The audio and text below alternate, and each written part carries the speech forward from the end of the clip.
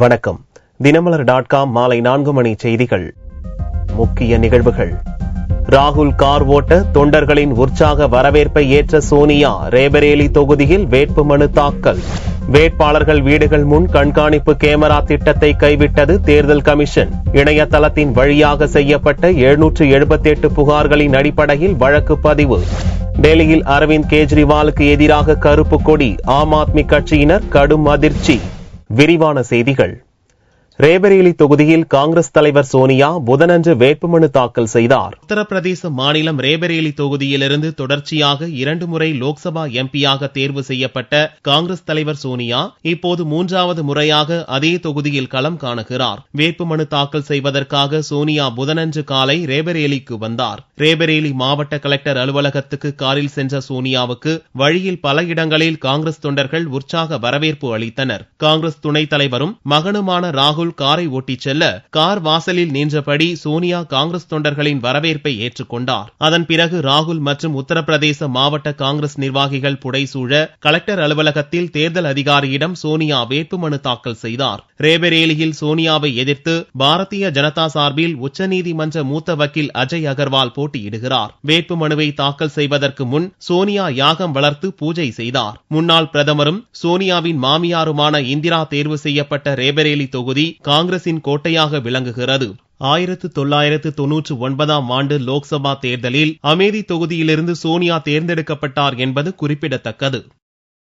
ஓட்டுப்பதிவு நாளில் தனியார் நிறுவனங்கள் கட்டாய விடுப்பளிக்க வேண்டும் என்று வலியுறுத்திய தேர்தல் கமிஷனர் பிரவீன்குமார் வேட்பாளர்கள் வீடு முன் கண்காணிப்பு கேமரா பொருத்தும் வாய்ப்பு இல்லை என்றும் தெரிவித்துள்ளார். தமிழக தலைமை தேர்தல் அதிகாரி பிரவீன்குமார் புதன்கிழமை அன்று செய்தியாளர்களை சந்தித்தார். யாருக்கு ஓட்டு போட மாட்டோம் என்பதை கண்டறியும் வசதி மத்திய சென்னை தொகுதியில் பரீட்சார்த்த முறையில் அமல்படுத்தப்படும் என்றும் ஓட்டுப்பதிவு நாளன்று தனியார் நிறுவனங்களும் கட்டாய விடுமுறை அளிக்க வேண்டும் என்றும் கூறினார்.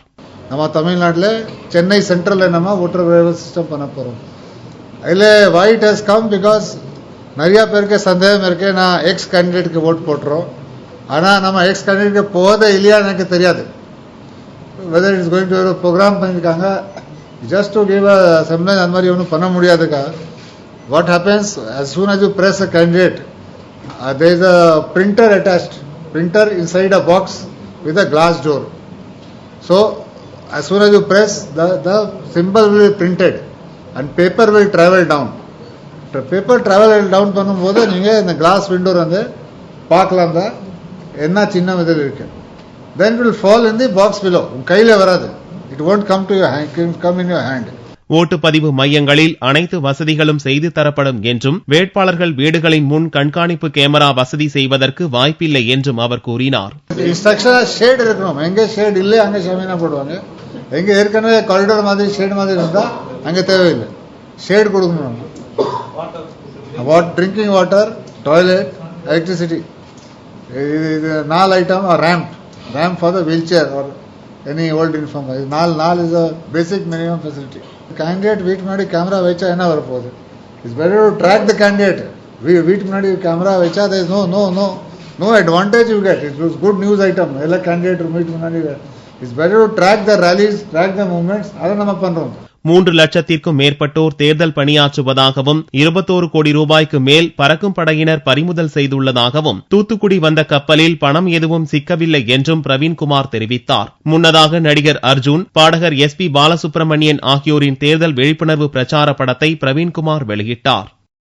டெல்லியில் பிரச்சாரத்தில் ஈடுபட்ட அரவிந்த் கெஜ்ரிவாலுக்கு பொதுமக்கள் கருப்பு கொடி காட்டி எதிர்ப்பை வெளிப்படுத்தினர். ஆம் ஆத்மி கட்சி தேசிய ஒருங்கிணைப்பாளர் அரவிந்த் கெஜ்ரிவால் டெல்லியில் ஆம் ஆத்மி வேட்பாளர்களை ஆதரித்து 2 நாட்களாக பிரச்சாரம் செய்து வருகிறார். புதனன்று கிழக்கு டெல்லியில் உள்ள காந்தி நகரில் திறந்த வேனில் நின்றபடி கெஜ்ரிவால் பிரச்சாரத்தில் ஈடுபட்டார். அப்போது சில இளைஞர்கள் கெஜ்ரிவாலுக்கு கருப்பு கொடி காட்டினர். டெல்லியில் 49 நாள் முதல்வராக பதவி வகித்த கெஜ்ரிவால் தனது பொறுப்புகளை கைவிட்டு ஓடியதாக இளைஞர்கள் கோஷமிட்டதால் பரபரப்பு ஏற்பட்டது. ஆனால் கெஜ்ரிவால் சிரித்தபடி தனக்கு கருப்பு கொடி காட்டியவர்கள் மீது பூக்களையும் மாலையையும் தூக்கி வீசினார். அரவிந்த் கெஜ்ரிவால் சமீப நாட்களாக தான் பிரச்சாரத்துக்கு செல்லும் இடமெல்லாம் கடும் எதிர்ப்புகளை சந்தித்து வருகிறார். கடந்த வாரம் ஹரியானா மாநிலத்தில் பிரச்சாரத்தில் ஈடுபட்ட போது பல இடங்களில் கருப்பு கொடி காட்டப்பட்டது. பாரதிய ஜனதா பிரதமர் வேட்பாளர் மோடிக்கு எதிராக வாரணாசி தொகுதியில் போட்டியிடும் கெஜ்ரிவால் அங்கு கடந்த மாதம் 25ஆம் தேதி பிரச்சாரத்தில் ஈடுபட்டார். அப்போது அவர் மீது கருப்பு மை ஊற்றப்பட்டது.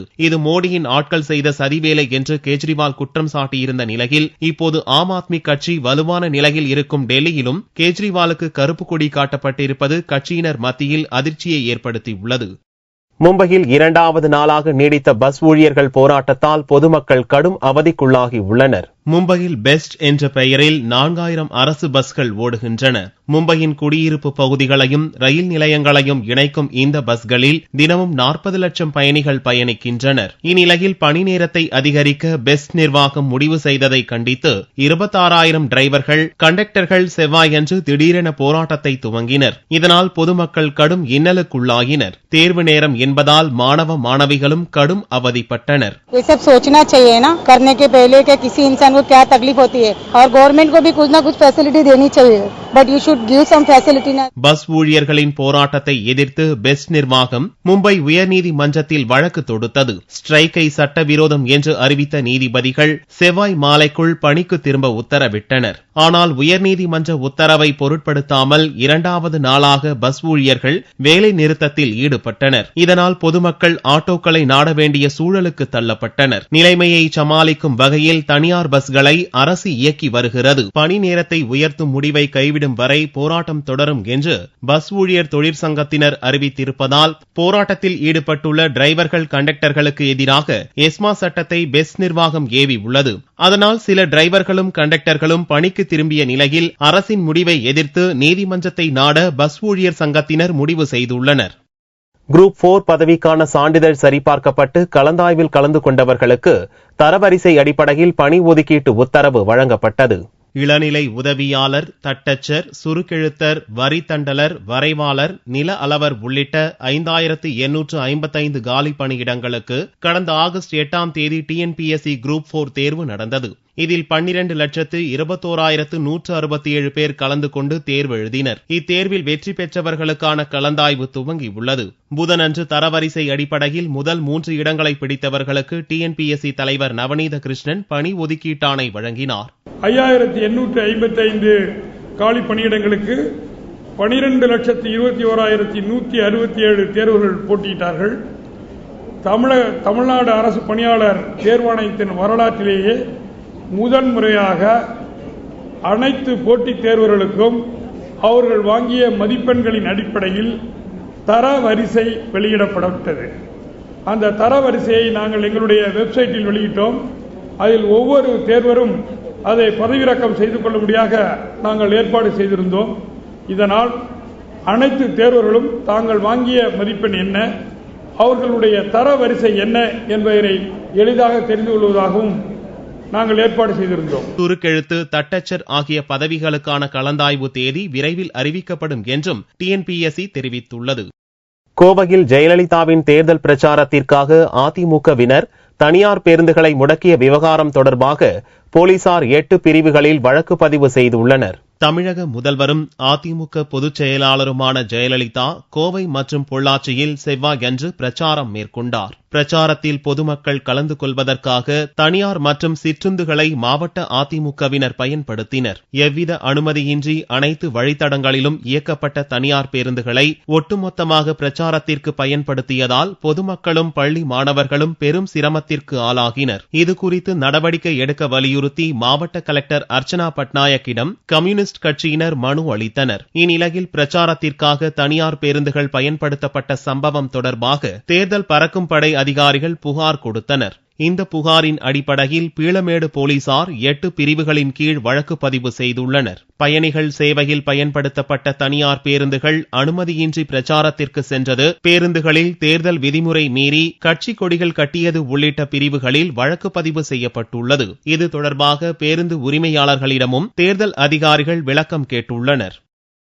தேசிய நெடுஞ்சாலை சுங்கச்சாவடிகளில் கட்டண உயர்வை திரும்பப் பெறாவிட்டால் போராட்டம் நடத்தப்படும் என்று தமிழ்நாடு லாரி உரிமையாளர்கள் சம்மேளனம் அறிவித்துள்ளது. நாட்டின் அனைத்து பகுதிகளையும் இணைக்கும் தேசிய நெடுஞ்சாலைகள் தற்போது 6 வழி சாலையாக விரிவாக்கம் செய்யப்பட்டு வருகிறது. இந்த பணிகளை தேசிய நெடுஞ்சாலை ஆணையம் பல்வேறு நிறுவனங்களுடன் இணைந்து ஒப்பந்த அடிப்படையில் செய்து வருகிறது. இதன்படி ஒவ்வொரு 46 கிலோமீட்டர் தூரத்திற்கு சுங்கசாவடிகள் அமைக்கப்பட்டு அதன் மூலம் இலகு ரக வாகனங்கள் முதல் கனரக வாகனங்களுக்கு ஒப்பந்த நிறுவனங்கள் சுங்க கட்டணங்களை வசூலிக்கிறது. நாடு முழுவதும் உள்ள சுங்கச்சாவடிகளில் ஒவ்வொரு விதமான கட்டணங்கள் வசூலிக்கப்படுகிறது. இதனை சீரமைத்து நாடு முழுவதும் ஒரே கட்டணத்தை வசூலிக்க கோரி லாரி உரிமையாளர்கள் கோரிக்கை விடுத்துள்ளனர். இந்நிலையில் தேசிய நெடுஞ்சாலையில் உள்ள சில தனியார் சுங்கச்சாவடிகளில் 5% கட்டணம் உயர்த்தப்பட்டதற்கு கடும் கண்டனம் தெரிவித்துள்ள தமிழ்நாடு லாரி உரிமையாளர்கள் சம்மேளன தலைவர் நல்லதம்பி, கட்டண உயர்வை திரும்ப பெறாவிட்டால் நாடு தழுவிய போராட்டம் நடத்தப்படும் என்று தெரிவித்தார். இந்தியா முழுவதும் ஒரே விதமான சுங்க கட்டணத்தை வசூலிக்க வேண்டும் என்று வேண்டுகோள் விடுத்து வருகின்ற இந்த தருணத்திலே NHAI என்று சொல்லக்கூடிய ஆணையமானது தன்னிச்சையாக இந்த 5% விலை உயர்வினை அறிவித்துள்ளது. ஏற்கனவே நசிவடைந்துள்ள எங்களுடைய லாரி தொழில் மிகவும் மோசமான சூழ்நிலைக்கு தள்ளப்படும். இதை மத்திய NHAI ஆணையம் மறுபரிசீலனை செய்து இதை திரும்ப பெற வேண்டும். அவ்வாறு இல்லாவிட்டால் புதிய அரசாங்கம் அமைவதற்குள் நாங்கள் மிகப்பெரிய போராட்டத்தை நடத்த வேண்டிய சூழ்நிலை ஏற்படும் என்பதை தெரிவித்துக் கொள்கின்றோம். பெட்ரோல், டீசல் விலை உயர்வு போன்றவற்றால் லாரி தொழில் பாதிக்கப்பட்ட நிலையில் இந்த திடீர் கட்டண உயர்வு லாரி தொழிலாளர்களை வறுமைக்கு தள்ளிவிடும் என்றும் நல்லதம்பி கூறினார். பிரச்சாரங்களில் தேசிய கட்சி தலைவரை போல் ஜெயலலிதா பேசி வருவதை மக்கள் நிராகரிப்பார்கள் என்று பாரதிய ஜனதா கூறியுள்ளது. சென்னையில் பாரதிய ஜனதா கட்சியின் மாநில அலுவலகமான கமலாலயத்தில் புதனன்று செய்தியாளர்களை சந்தித்த அக்கட்சியின் தேசிய செயலாளர் தமிழிசை சவுந்தரராஜன், நாடு எங்கும் மோடி அலை வீசுவதாகவும் இதன் காரணமாக அசுர பலத்துடன் இந்த தேர்தலை பாரதிய ஜனதா கூட்டணி கட்சிகள் சந்திப்பதாக தெரிவித்தார். மேலும் தேசிய கட்சி தலைவரை போல ஜெயலலிதா பிரச்சாரம் செய்வதையும், முஸ்லிம் அமைப்புகளுடன் கூட்டணி ஏற்படுத்திக் கொண்டு மதச்சார்பின்மை குறித்து ஸ்டாலின் பிரச்சாரம் செய்வதையும் மக்கள் நிராகரிப்பார்கள் என்றார். அசுர பலத்தோடு நாங்கள் தேர்தலை சந்தித்துக் கொண்டிருக்கிறோம். பாரதிய ஜனதா கட்சி கூட்டணி மிகப்பெரிய வெற்றியை பெறும் என்ற ஒரு நிலை வந்திருக்கிறது. மரியாதைக்குரிய ஸ்டாலின் அவர்கள் திராவிட முன்னேற்ற கழகத்தை சார்ந்தவர்கள் பிரச்சாரம் செய்யும் பொழுது என்ன சொல்கிறார்கள் என்றால் மதச்சார்பற்ற கூட்டணி என்று சொல்கிறார்கள். சில மதச்சார்புள்ள கட்சிகளும் அவர்கள் கூட்டணியில் இருக்கிறார்கள். மதச்சார்பற்ற கூட்டணி என்று சொல்லுவதன் மூலமாக காங்கிரஸோடு மறுபடியும் இணைவதற்கு மிக அதிக வாய்ப்புகள் இருக்கிறது என்பதைத்தான் அது காண்பிக்கிறது. அதே போல அனைத்து இந்திய அண்ணா திராவிட முன்னேற்ற கழகம் வரும் தேர்தலில் வெற்றி பெற்றால் மத்தியில் ஆட்சியில் பங்கெடுத்துக் கொள்ளும் அளவிற்கு நாங்கள் இருப்போம் என்று சொல்லிக் கொண்டிருக்கிறார்கள். தமிழகத்தில் உள்ள திட்டங்களே இன்னும் சரியாக நிறைவேற்றப்படாத நிலையில் மத்திய அரசின் பல திட்டங்களுக்கு நாங்கள் வழிவகுப்போம் என்று ஒரு தேசிய கட்சியை போல பேசுவது எந்த விதத்தில் அது மக்கள் ஏற்பார்கள் என்ற மிகப்பெரிய கேள்வி இருக்கிறது. தேர்தலில் போட்டியிட சீட் கிடைக்காதது குறித்து கேட்டபோது தனக்கு தேசிய செயலாளர் என்ற உரிய அங்கீகாரம் கட்சியில் தரப்பட்டுள்ளதாகவும், பெண்களுக்கு முக்கியத்துவம் தரும் கட்சிகளில் முதன்மையானது பாரதிய ஜனதா கட்சிதான் எனவும் தமிழிசை சவுந்தரராஜன் கூறினார். நடிகை நக்மாவுக்கு கூடுதல் பாதுகாப்பு வழங்க வேண்டும் என தேர்தல் கமிஷனை காங்கிரஸ் கட்சி வலியுறுத்தியுள்ளது. உத்தரப்பிரதேச மாநிலம் மீரட் தொகுதியில் காங்கிரஸ் வேட்பாளராக போட்டியிடும் நடிகை நக்மா கடந்த வாரம் பிரச்சாரத்துக்கு சென்ற போதும் கட்டுக்கடங்காத கூட்டம் கூடியது. கூட்ட நெரிசலை பயன்படுத்தி சிலர் நக்மாவிடம் சில்மிஷம் செய்ய ஒரு வாலிபரை நக்மா பலார் என்று அறைந்தார். இந்நிலையில் நக்மாவுக்கு கூடுதல் பாதுகாப்பு வழங்க உத்தரவிட வேண்டும் என தேர்தல் கமிஷனுக்கு காங்கிரஸ் கட்சி கோரிக்கை விடுத்துள்ளது. இது தொடர்பாக காங்கிரஸ் கட்சி அனுப்பியுள்ள கடிதத்தில் நக்மா செல்லும் இடமெல்லாம் கடுமையான கூட்டம் திரள்வதாகவும், அதனால் சட்டம் ஒழுங்கை பேணுவதற்காக மீரட் மாவட்ட நிர்வாகம் கூடுதல் பாதுகாப்பு அளிக்க வேண்டியது அவசியம் என்றும் தெரிவித்துள்ளது. அதே நேரத்தில் 10 நாட்களுக்கு முன் மீரட் தொகுதிக்குட்பட்ட ஹாப்பூரில் பிரச்சாரம் செய்த நக்மாவை காங்கிரஸ் எம்எல்ஏ கஜ்ராத் சர்மா முத்தம் கொடுத்தது பற்றி காங்கிரஸ் தலைமை இதுவரையில் வாய் திறக்காமல் உள்ளது. செல்வாக்கு மிக்க கஜ்ராத் சர்மா மீது நடவடிக்கை எடுத்தால் நக்மாவின் வெற்றி வாய்ப்பு பறிபோய்விடும் என்று காங்கிரஸ் கட்சி கருதுகிறது. அதனால் நக்மாவும் பெரிதுபடுத்தாமல் விட்டுவிட்டார். அதே நேரத்தில் பொது இடத்தில் அநாகரிகமாக நடந்ததாக கஜ்ராத் சர்மாவை கண்டித்து அறிக்கை விட்ட மீரட் காங்கிரஸ் பிரமுகர் பிரமோத் கத்யானை கட்சியிலிருந்து மேலிடம் நீக்கியுள்ளது. நக்மாவின் காதில் ஏதோ சொல்ல முற்படுவதைப் போல பாவனை செய்து அவரது கன்னத்தில் கஜ்ராத் சர்மா முத்தமிடும் காட்சிகள் சமூக வலைதளங்களில் தற்போது வேகமாக பரவி வருகிறது. நெல்லையில் தேர்தல் பறக்கும் படையினர் நடத்திய வாகன தணிக்கையில் 60 லட்சம் ரூபாய் பணம் பறிமுதல் செய்யப்பட்டுள்ளது. தமிழகம் முழுவதும் தேர்தல் பறக்கும் படை அதிகாரிகள் தீவிர வாகன தணிக்கையில் ஈடுபட்டு வருகின்றனர். நெல்லை அபிஷேகப்பட்டி அருகே வந்த கார் ஒன்றை தேர்தல் பறக்கும் படை அதிகாரிகள் சோதனை செய்தனர். அதில் 60 லட்சம் ரூபாய் ரொக்க பணம் இருந்தது. காரில் இருந்த ஆலங்குளத்தைச் சேர்ந்த வீரபத்திரன் வங்கியில் இருந்து பணம் எடுத்து வருவதாகவும் தாம் ரியல் எஸ்டேட் தொழில் செய்வதாகவும் தெரிவித்தார். ஆனால் அவரிடம் வங்கி கணக்கு புத்தகம், நிலம் வாங்கி விற்பது தொடர்பான ஆவணங்கள், வருமான வரி சான்றிதழ் போன்ற எந்த ஆவணங்களும் இல்லை. இதையடுத்து கணக்கில் வராத அந்த பணத்தை பறக்கும் படை அதிகாரிகள் பறிமுதல் செய்தனர். திருநெல்வேலியிலிருந்து தென்காசி செல்லும் சாலையில் காலை 11 மணி அளவில் யூனிவர்சிட்டி அருகே வண்டி வீக்கிள் செக் பண்ணிட்டு இருக்கும் பொழுது திருநெல்வேலியிலிருந்து ஆலங்குளம் நோக்கி சென்ற ஒரு மகேந்திரா பொலிரோ வண்டியை மறித்து செக் பண்ணும்போது வீரபத்திரன் என்பவர் அதில் இருந்தால் அவரிடம் ஒரு பையில் பேக்ல வந்து ஒரு 60 லட்சம் ரூபாய் கேஸ் இருந்தது. இந்த பணம் எங்க கொண்டு போறீங்க, நீங்க யாருன்னு கேட்கும்போது நான் ரியல் எஸ்டேட் தொழில் பண்றதா சொல்றாரு. ஆனா எந்த விதமான ரியல் எஸ்டேட்டுக்கான இதோ ஒரு இன்கம் டாக்ஸ் இதோ பேங்க் பாஸ்புக்கோ எதுவுமே இன்கம் டாக்ஸ் டிபார்ட்மெண்ட்ல இருந்து வந்து தற்பொழுது சோதனை நடைபெற்று வருகிறது. பறிமுதல் செய்யப்பட்ட 60 லட்சம் ரூபாய் பணம் அரசு கருவூலத்தில் ஒப்படைக்கப்பட்டது. முறையான ஆவணங்களை காட்டி பணத்தை திரும்ப பெற்றுச் செல்லலாம் என்று தேர்தல் பறக்கும் படை அதிகாரிகள் தெரிவித்தனர். தங்கத்தின் விலையில் புதன்கிழமை அன்று சவரனுக்கு 88 ரூபாய் குறைந்திருந்தது. ஒரு சவரன் தங்கம் 21,488 ரூபாய்க்கு விற்பனையானது. 1 கிராம் ஆபரண தங்கம் 2,686 ரூபாயாக இருந்தது. வெள்ளி கிராமுக்கு 20 காசுகள் குறைந்து 1 கிராம் 45 ரூபாய் 60 காசுகளுக்கு விற்பனையானது. பார்வெள்ளியின் விலை 42,650 ரூபாயாக இருந்தது. மீண்டும் செய்திகள் இந்திய நேரப்படி இரவு 8 மணிக்கு. வணக்கம்.